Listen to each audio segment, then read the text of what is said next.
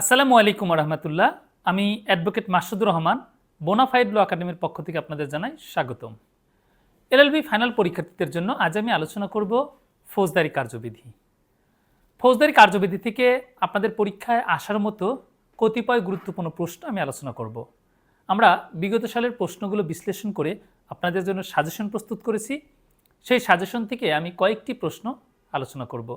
আমাদের প্রথম প্রশ্ন, অপরাধ বিচারের জন্য বাংলাদেশে কত প্রকার ফৌজদারি আদালত আছে?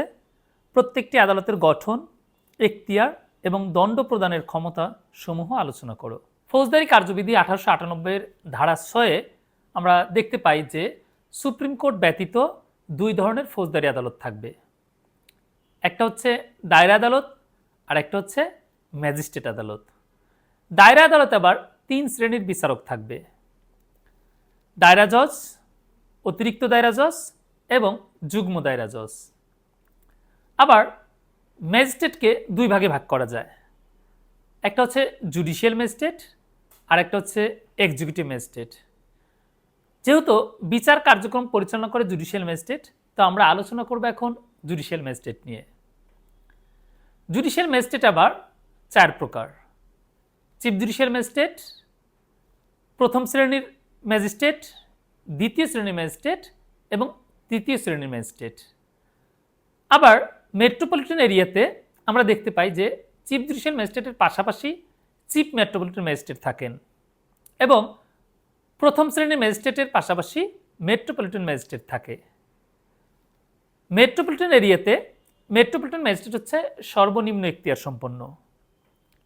প্র্যাকটিসে একটা বিষয় আমি এখানে স্পষ্ট করে রাখি, সেটা হচ্ছে এই যে তৃতীয় শ্রেণীর ম্যাজিস্ট্রেট, দ্বিতীয় শ্রেণীর ম্যাজিস্ট্রেট, এদের আলাদা করে কোনো অস্তিত্ব প্র্যাকটিসে দেখতে পাবেন না। কারণ প্রথম শ্রেণীর ম্যাজিস্ট্রেটই এই দ্বিতীয় এবং তৃতীয় শ্রেণীর ম্যাজিস্ট্রেটের ক্ষমতা প্রয়োগ করে থাকেন। অর্থাৎ প্র্যাকটিসে গেলে আপনারা দেখবেন যে সেখানে আমরা দেখতে পাই যে প্রথম শ্রেণীর ম্যাজিস্ট্রেটই হচ্ছে সর্বনিম্ন, এরপরে হচ্ছে আছে অতিরিক্ত চিফ জুডিশিয়াল ম্যাজিস্ট্রেট এবং এরপর চিফ জুডিশিয়াল ম্যাজিস্ট্রেট। যেহেতু ধারা 6 এখানে ব্যাখ্যা করে বলা হয়েছে যে অতিরিক্ত চিফ জুডিশিয়াল ম্যাজিস্ট্রেট আলাদা ক্যাটাগরিতে পড়বে না, চিফ জুডিশিয়াল ম্যাজিস্ট্রেটের অন্তর্ভুক্ত হিসেবে গণ্য হবে। এখন আমরা দেখব এই আদালত সমূহের দণ্ড প্রদানের এখতিয়ার কি আছে সেটা আলোচনা করব। ধারা 31-এ দায়রা আদালতের দণ্ড প্রদানের ক্ষমতা উল্লেখ করা হয়েছে। এখানে বলা হয়েছে যে দায়রা আদালত অর্থাৎ দায়রা জজ বা অতিরিক্ত দায়রা জজ আইনে অনুমোদিত যে কোনো ধরনের দণ্ডই প্রদান করতে পারে। দণ্ডবিধির 53 ধারায় যে 5 প্রকারের শাস্তির কথা উল্লেখ আছে, সবগুলো শাস্তি দিতে পারবে দায়রা জজ বা অতিরিক্ত দায়রা জজ। আর যুগ্ম দায়রা জজ অনধিক 10 বছর কারাদণ্ড দিতে পারবে। ধারা 32-এ ম্যাজিস্ট্রেটের দণ্ড প্রদানের ক্ষমতা উল্লেখ আছে।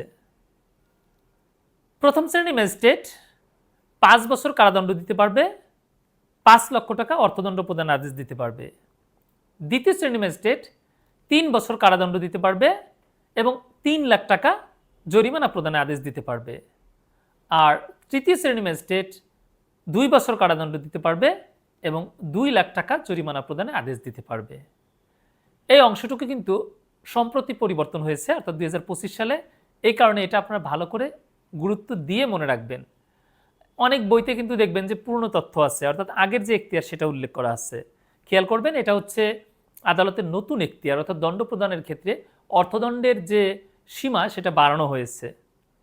এখন আপনার মনে প্রশ্ন আসতে পারে যে চিফ জুডিশিয়াল ম্যাজিস্ট্রেট তাহলে কি দণ্ড প্রদান করবে?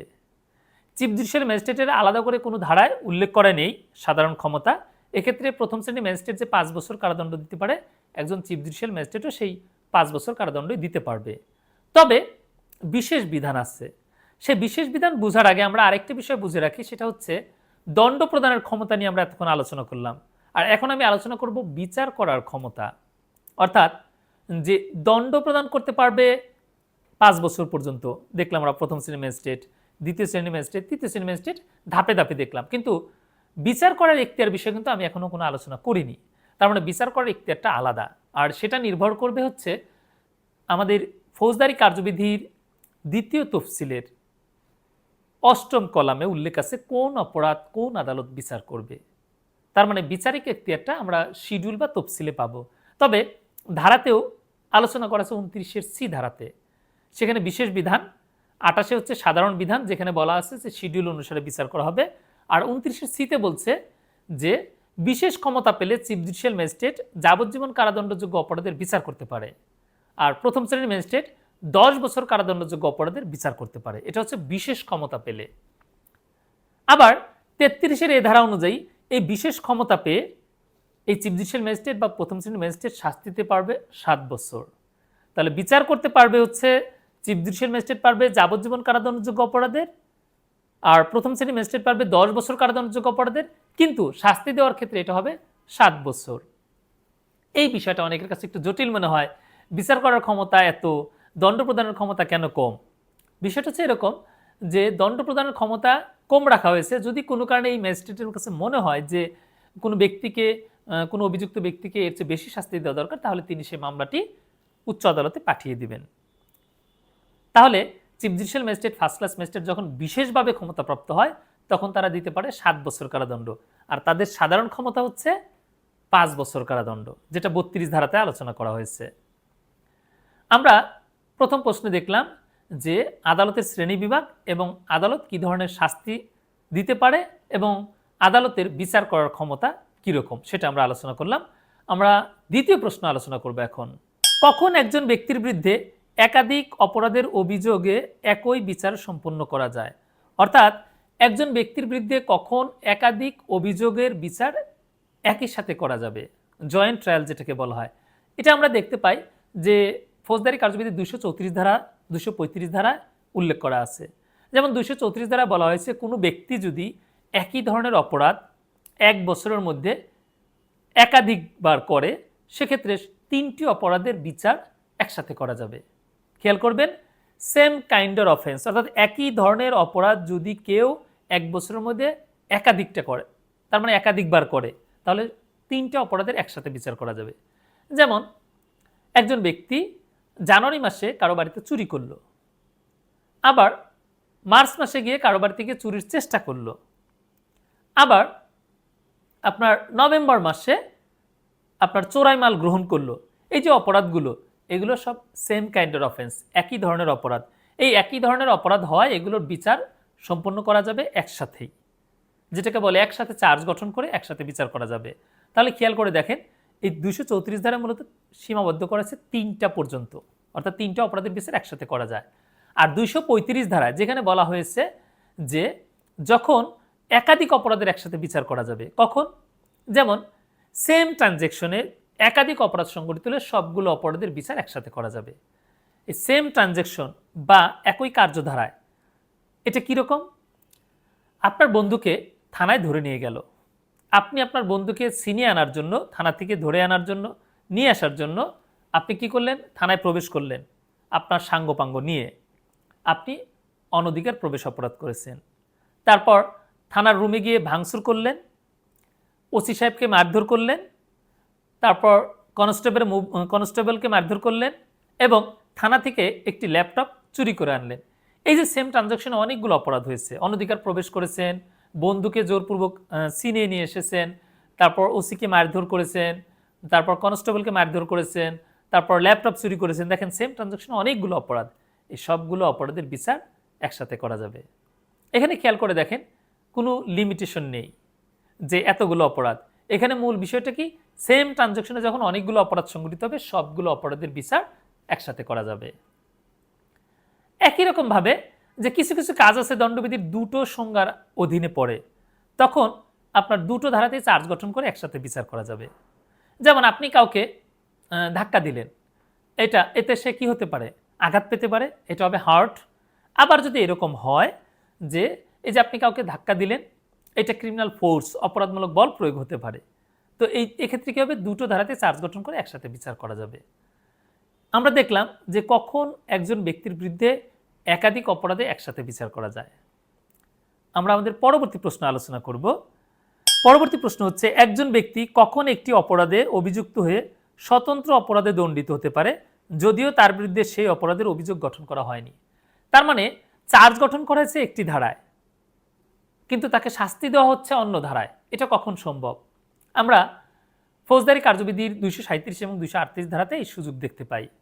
236 ধারাতে যেমন বলা হয়েছে যে আপনার এরকম হতে পারে যে আদালত যদি মনে করে আদালত যে যখন বুঝে উঠতে পারছে না যে আসলে সে কোন অপরাধটা সংগঠন করেছে, একাধিক অপরাধের অভিযোগ তার বিরুদ্ধে, আদালত চাইলে সবগুলো অপরাধের চার্জ গঠন করতে পারে, আদালত চাইলে কোনো একটা অপরাধের চার্জ গঠন করতে পারে। এখন 237 দ্বারা বলা হচ্ছে যে দেখা গেল একটা অপরাধের চার্জ গঠন করেছে কিন্তু অপরাধ প্রমাণ হয়েছে অন্যটা, তাহলে এই যে অন্য অপরাধ যে প্রমাণ হলো সেটার শাস্তি আদালত দিতে পারবে। এক্ষেত্রে নতুন করে চার্জ গঠন করার দরকার নেই।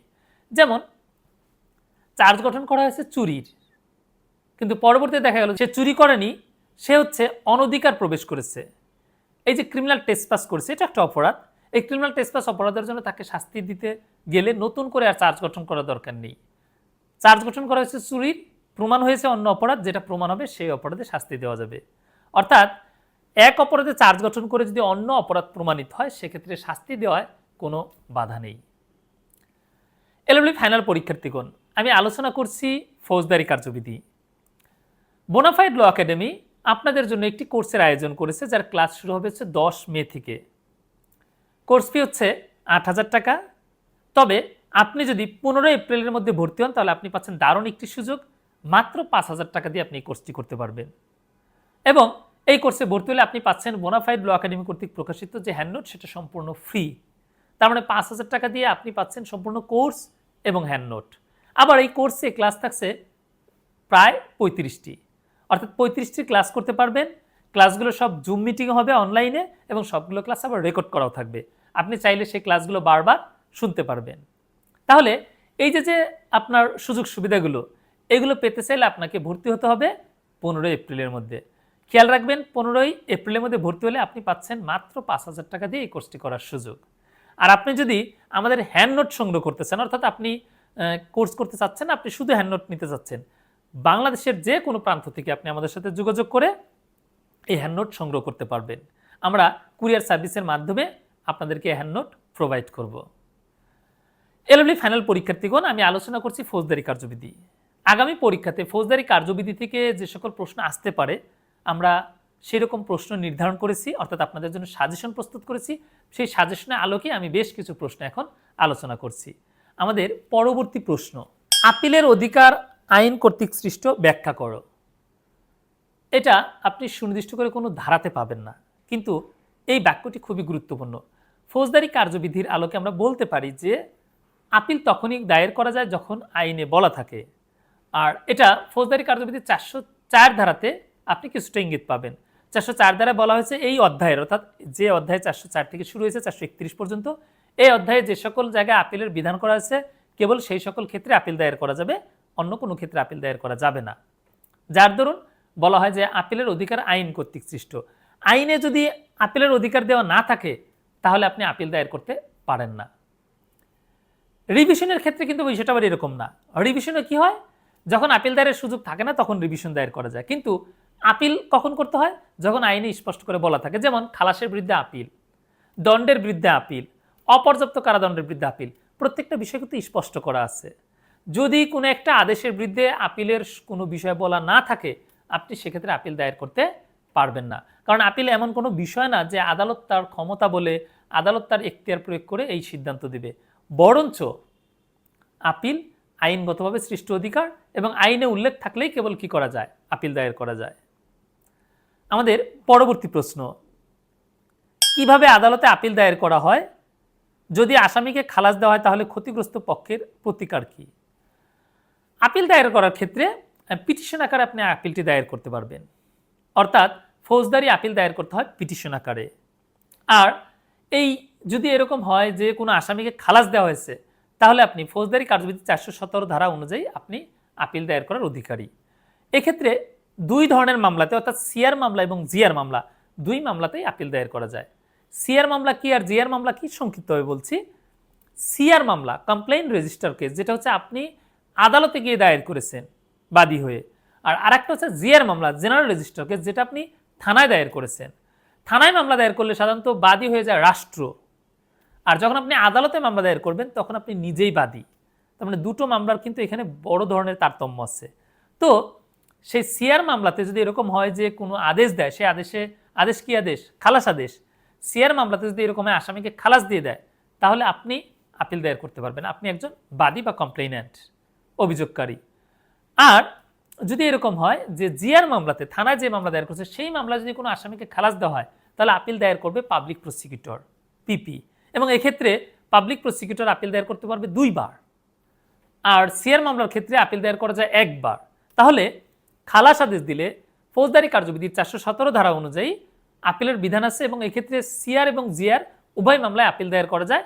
শুধু এখানে খেয়াল রাখতে হবে সিআর মামলার ক্ষেত্রে আপিল দায়ের করবে কমপ্লেইন্যান্ট, অভিযোগ করে নিজে, আর জিআর মামলার ক্ষেত্রে আপিল দায়ের করতে পারবে পাবলিক প্রসিকিউটর বা পিপি, যিনি সরকারি উকিল।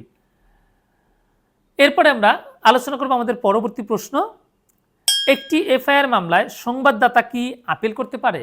এফআইআর মামলা মানে হচ্ছে জিআর মামলা, অর্থাৎ থানায় মামলা দায়ের করা হচ্ছে এফআইআর এর মাধ্যমে। এরকম একটা মামলায় যদি এরকম হয় যে আসামিকে খালাস দেওয়া হয় তাহলে সেই খালাসের বিরুদ্ধে যিনি এজাহারকারী, যিনি মামলা দায়ের করেছেন, সংবাদদাতা, ইনফরমেন্ট, তিনি কি আপিল দায়ের করতে পারবেন? উত্তর হচ্ছে না। জিআর মামলার ক্ষেত্রে আপিল দায়ের করার সুযোগ হচ্ছে পিপি পাবে। যিনি সংবাদদাতা, ইনফরমেন্ট বা আমরা যাকে এজাহারকারী বলি, তিনি আপিল দায়ের করতে পারবেন না। আসামিকে খালাস দিয়েছে, এক্ষেত্রে পিপিকেই আপিলটি দায়ের করতে হবে। এরপর আমরা আলোচনা করব আমাদের পরবর্তী প্রশ্ন, ফৌজদারি কার্যবিধির আওতায় জরুরি পরিস্থিতি অথবা বিপদের আশঙ্কায় ম্যাজিস্ট্রেটের অস্থায়ী বা সাময়িক আদেশ দানের ক্ষমতা সম্পর্কিত বিধানাবলীর বিবরণ দাও। এই বিষয়টা আমরা খেয়াল করি। ফৌজদারি কার্যবিধির 144 এবং 145 ধারাতে এই বিধানটা আছে। ফৌজদারি কার্যবিধির 144 ধারা, সেটা অনেকেই অবগত, আমরা বলে থাকি যে 144 ধারা জারি করেছে। এই 144 ধারাটা আসলে কেন জারি করা হয়? যখন এরকম পরিস্থিতির উদ্ভব হয় যে কোনো ব্যক্তি বা ব্যক্তি গোষ্ঠীর জীবনের হুমকি থাকে, প্রাণনাশের হুমকি থাকে, তার স্বাস্থ্য, তার জীবন এবং তার নিরাপত্তার হুমকি হয়, অথবা একটা দাঙ্গা, মারামারি এরকম হওয়ার সম্ভাবনা থাকে, অথবা কোনো ব্যক্তি বিশেষকে কোনো সম্পত্তির বিষয়ে কোনো ঘোষণা দেওয়ার জন্য 144 ধারা জারি করা যায়। তার মানে হচ্ছে আমরা যেরকমটা দেখে থাকি যে দুইটা গ্রুপ একই জায়গায় সমাবেশ ডেকেছে, তখন 144 ধারা জারি করা হয় যে এখানে কোনো সভা সমাবেশ করা যাবে না। অর্থাৎ এই যে যাবে না, এটা হচ্ছে একটা ইনজাংশন, নিষেধাজ্ঞার মতো, কিন্তু এটা তো দেওয়ানি না, ফৌজদারি বিষয়, এই জন্য এটাকে বলা হয় ক্রিমিনাল ইনজাংশন।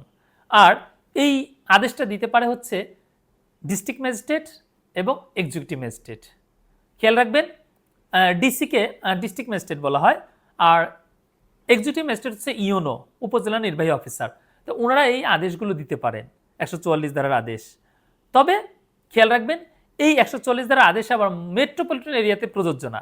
সেখানে আবার আপনার যে সংশ্লিষ্ট মেট্রোপলিটনের যে আইন আছে সেটা প্রযোজ্য হয়। যেমন ঢাকায় যদি আপনার 144 ধারা জারি করতে হয়, সেটা কিন্তু পুলিশ কমিশনার করবে, অর্থাৎ এক্সিকিউটিভ ম্যাজিস্ট্রেট বা ডিস্ট্রিক্ট ম্যাজিস্ট্রেট করবে না, তারা করবে হচ্ছে জেলা পর্যায়ে।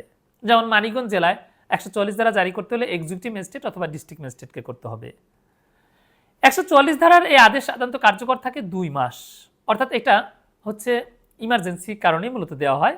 অনেক সময় জরুরি পরিস্থিতিতে কোনো ধরনের শুনানি ছাড়াই সরাসরি 144 ধারা আদেশ জারি করা যাবে, কারণ যদি এর শুনানির সুযোগ দেওয়া হয় তাহলে দেখা যাচ্ছে যে মূল যে উদ্দেশ্য সেটা ব্যাহত হতে পারে। এই কারণে জরুরি পরিস্থিতি 144 ধারা আদেশ দেওয়া যাবে একতরফাভাবে। আর এখানে আরেকটি বিষয় খেয়াল রাখবেন, এটা একজন ব্যক্তির উপরে দেওয়া যাবে, নির্দিষ্ট ব্যক্তিকে আদেশ দিবে যে আপনি এই কাজটি করবেন না। এই কারণে জেলা পর্যায়ে দেখবেন যে জমি জমার ক্ষেত্রেও কিন্তু 144 ধারা আদেশ জারি করা হয়। আপনি জমিতে ফসল বুনেছেন, আপনি এখন ফসল তুলবেন, আপনার প্রতিপক্ষ ফসল কেটে নিয়ে যাওয়ার হুমকি দিচ্ছে, সে যাতে আপনার জমিতে প্রবেশ করতে না পারে, আপনি 144 ধারার আদেশ পেতে পারেন, যাতে সে নির্দিষ্ট সময় পর্যন্ত আপনার জমিতে প্রবেশ করতে না পারে।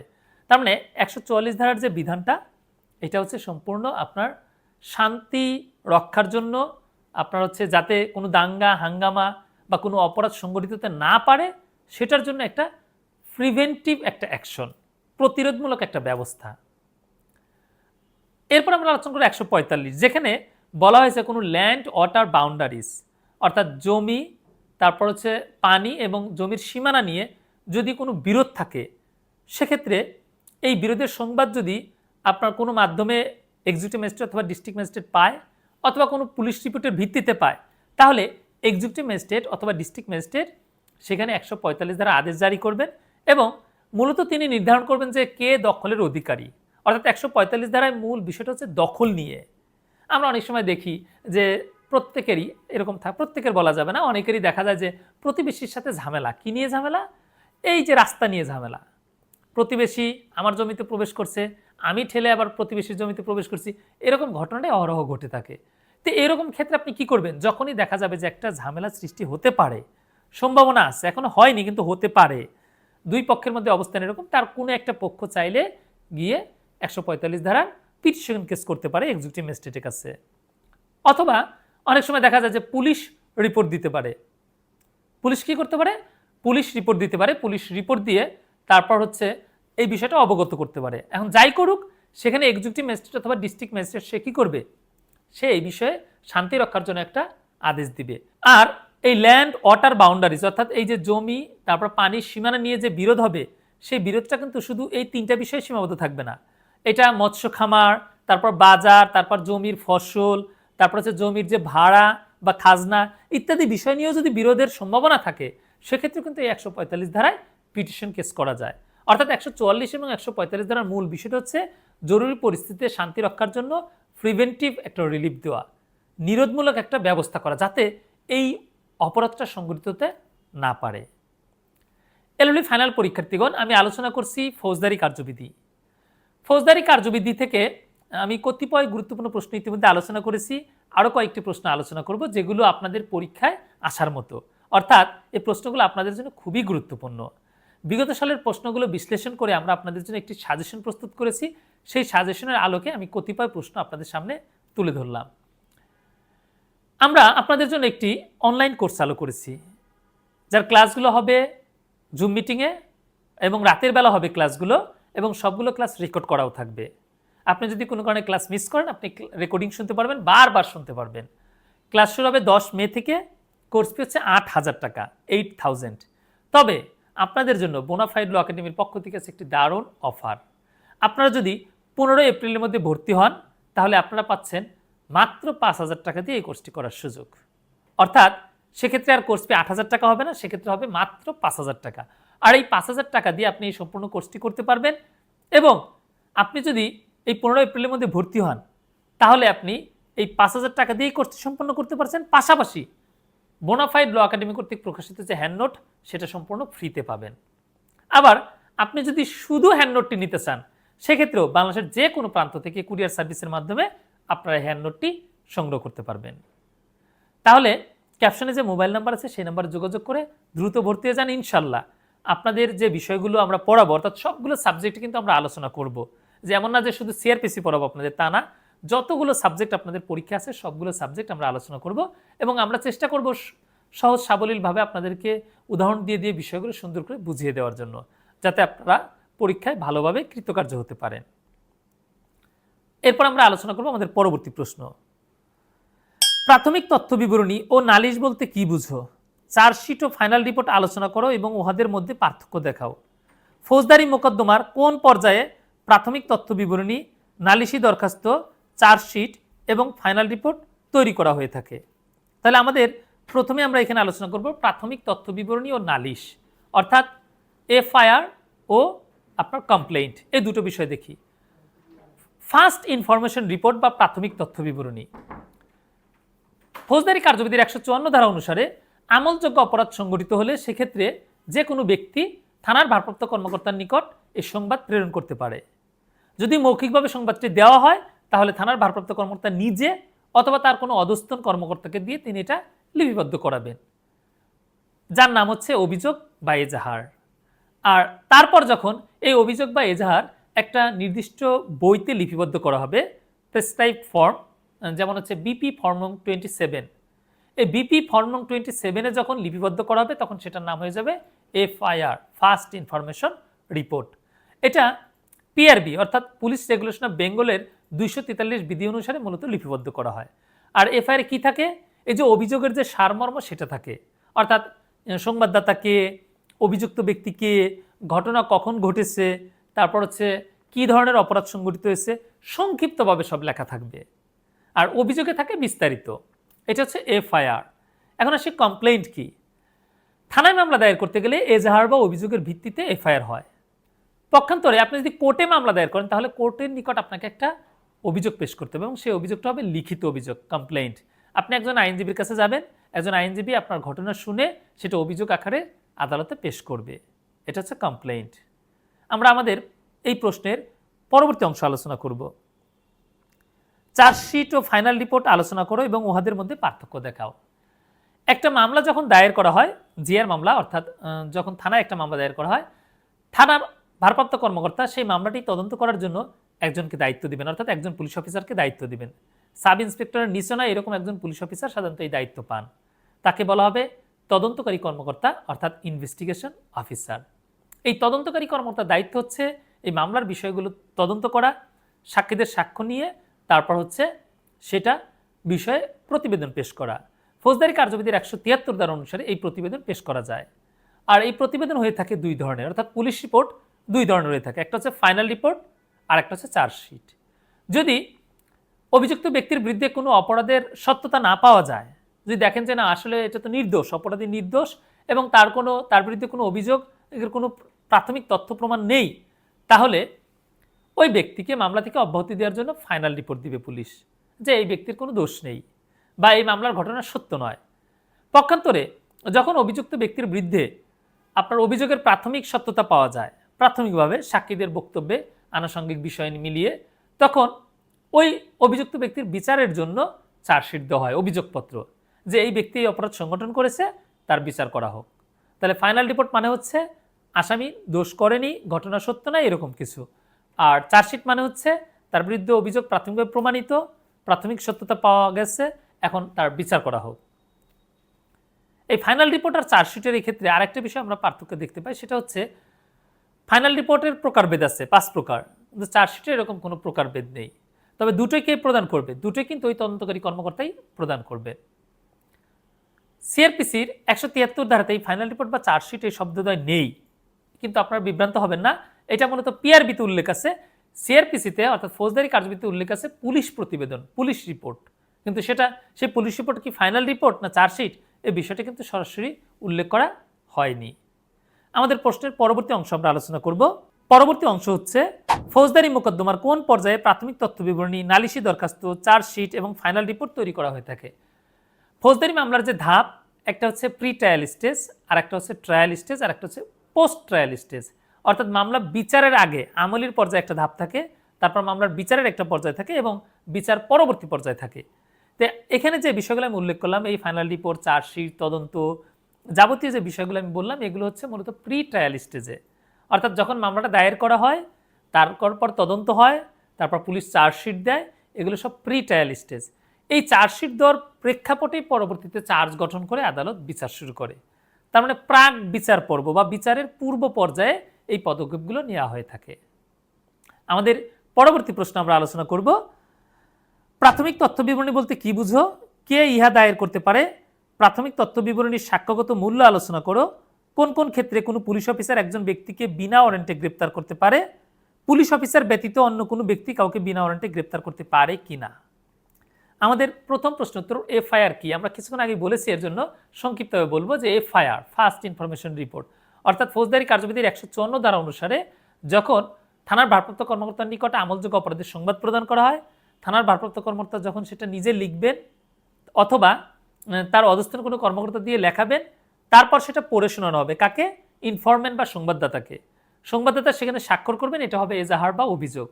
আর সেই এজাহার বা অভিযোগের ভিত্তিতে পরবর্তীতে বিপি ফর্ম 27 যখন তথ্যগুলো লিপিবদ্ধ করা হবে, তখন সেটা হয়ে যাবে এফআইআর, একটা মামলা নম্বর পড়বে এবং এটা হবে এফআইআর। তাহলে এফআইআর বলতে কি বুঝো সেটা আমরা দেখলাম। এরপর আমরা আলোচনা করব এই এফআইআর কে দায়ের করতে পারে। এফআইআর যে কোনো ব্যক্তি দায়ের করতে পারবে যিনি এই সংবাদ জানেন, অর্থাৎ সংবাদদাতা যে কেউ হতে পারে, যিনি ভিকটিম, যাকে আঘাত করা হয়েছে, যার পকেট থেকে টাকা চুরি করা হয়েছে, তাকেই যে মামলা দায়ের করতে হবে এরকম না। এই ঘটনা সম্পর্কে, আমলযোগ্য অপরাধ সম্পর্কে যিনি জানেন তিনি কি করতে পারবেন? মামলা দায়ের করতে পারবেন। এখন প্রশ্ন হচ্ছে এই এফআইআর এর সাক্ষ্যগত মূল্য কতটুকু? এফআইআর মূল সাক্ষ্য হিসেবে বিবেচিত হবে না। এজাহার বা এফআইআর এর কি আছে? এটা হচ্ছে মামলার ভিত্তি, এটার মামলার গুরুত্ব আছে, কিন্তু এটা কি হবে না, আপনার মূল যে সাক্ষ্য, সেই মূল সাক্ষ্য হিসেবে এটা বিবেচিত হবে না। তাহলে সাক্ষ্যগত মূল্য আছে কিনা যদি অ্যান্সার করি, আমরা প্রথমত উত্তর দিতে হবে যে নেই। তবে সাক্ষ্যগত মূল্য না থাকলেও যেহেতু এটা মামলার ভিত্তি এবং প্রথম তথ্য, প্রাথমিক তথ্য, সুতরাং এটার গুরুত্ব আছে, কিন্তু সাক্ষ্যগত মূল্য নেই। আমাদের প্রশ্নের পরবর্তী অংশ আমরা আলোচনা করব কোন কোন ক্ষেত্রে কোনো পুলিশ অফিসার একজন ব্যক্তিকে বিনা ওয়ারেন্টে গ্রেপ্তার করতে পারে। ফৌজদারি কার্যবিধির 54 ধারায় বর্তমানে 11টি ক্ষেত্রে পুলিশ অফিসার বিনা ওয়ারেন্টে কাউকে গ্রেপ্তার করতে পারে। আমি উল্লেখযোগ্য ক্ষেত্রগুলো আলোচনা করছি, যেগুলো আপনার পরীক্ষাতে লিখতে পারবেন। কোনো পুলিশ অফিসারের উপস্থিতিতে, অর্থাৎ কোনো পুলিশ অফিসারের সামনে যখন আমলযোগ্য অপরাধ সংগঠন হবে, তখন সেই পুলিশ অফিসার তাকে গ্রেপ্তার করতে পারবে কোনো ধরনের ওয়ারেন্ট ছাড়াই, অর্থাৎ আদালতের কোনো অনুমতি ছাড়াই কোনো ব্যক্তিকে তখন গ্রেপ্তার করতে পারবে পুলিশ। আবার যদি পুলিশের কাছে কোনো অভিযোগ আসে বা কোনো তথ্য আসে যে কোনো ব্যক্তি এমন অপরাধ করেছে যার শাস্তি হচ্ছে 7 বছরের কম, সেক্ষেত্রে পুলিশ অফিসার যদি সেই তথ্য বিশ্বাস করে, তাহলে সেটার ভিত্তিতে ওই ব্যক্তিকে গ্রেপ্তার করতে পারে। আবার কোনো পুলিশ অফিসারের কাছে যদি এরকম তথ্য আসে যে কোনো ব্যক্তি অপরাধ সংগঠন করেছে যে অপরাধের শাস্তি হচ্ছে 7 বছরের বেশি, মৃত্যুদণ্ড পর্যন্ত, সেক্ষেত্রেও পুলিশ অফিসার বিনা ওয়ারেন্টে গ্রেপ্তার করতে পারে।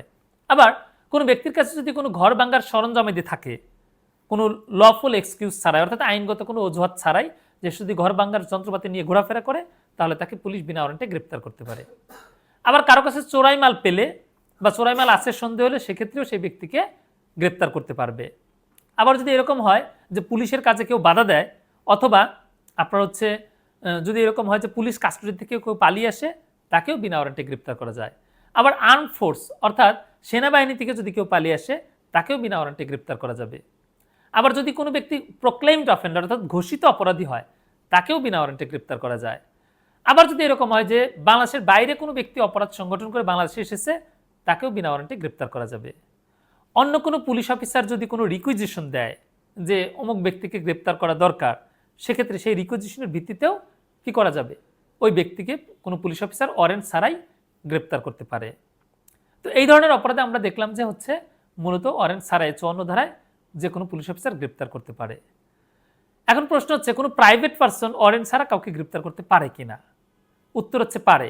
ফৌজদারি কার্যবিধির 59 ধারা অনুযায়ী প্রাইভেট পারসন অর্থাৎ যে কোনো ব্যক্তি যে কাউকে গ্রেপ্তার করতে পারে, তবে কন্ডিশন হচ্ছে যদি কোনো ব্যক্তি এরকম কোনো অপরাধ করে যে অপরাধটা হচ্ছে আমলযোগ্য এবং জামিনযোগ্য, অর্থাৎ কগনিজেবল অ্যান্ড নন বেইলেবল, অথবা যদি এরকম হয় যে সে ঘোষিত অপরাধী প্রোক্লেইমড অফেন্ডার, তাহলে যে কোনো ব্যক্তি তাকে গ্রেপ্তার করে থানায় সোপর্দ করতে পারবে।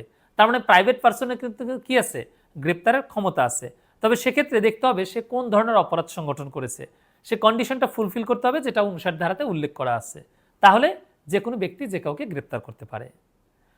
এলএলবি ফাইনাল পরীক্ষার্থীগণ, আমি আলোচনা করলাম এতক্ষণ ফৌজদারি কার্যবিধি। আগামী পরীক্ষাতে আপনাদের এই ফৌজদারি কার্যবিধি থেকে যে সকল প্রশ্ন গুরুত্বপূর্ণ, অর্থাৎ প্রশ্ন যেগুলো আসতে পারে, আমরা সেগুলো নির্ধারণ করেছি, অর্থাৎ একটা সাজেশন প্রস্তুত করেছি। আমরা সবগুলো সাবজেক্টের আমরা সাজেশন প্রস্তুত করেছি। সেখান থেকে আমি আজকে আলোচনা করলাম শুধু ফৌজদারি কার্যবিধির কতিপয় প্রশ্ন। বোনাফাইড ল একাডেমি আপনাদের জন্য একটি অনলাইন কোর্স চালু করেছে, যার ক্লাস শুরু হবে হচ্ছে 10 মে থেকে। কোর্স ফি হচ্ছে 8,000 টাকা। সর্বমোট 35টি ক্লাস হবে এবং সবগুলো ক্লাস কিন্তু হবে অনলাইনে জুম মিটিংয়ের মাধ্যমে, এবং ক্লাসগুলো সব রেকর্ড করা থাকবে। আপনি যদি কোনো কারণে ক্লাস মিস করেন, আপনি বারবার রেকর্ডিংগুলো শুনতে পারবেন। আর ক্লাসগুলো হবে একটা রুটিন মেনটেন করে, এবং রাতের বেলা হবে ক্লাসগুলো। কোর্স ফি হচ্ছে 8,000 টাকা।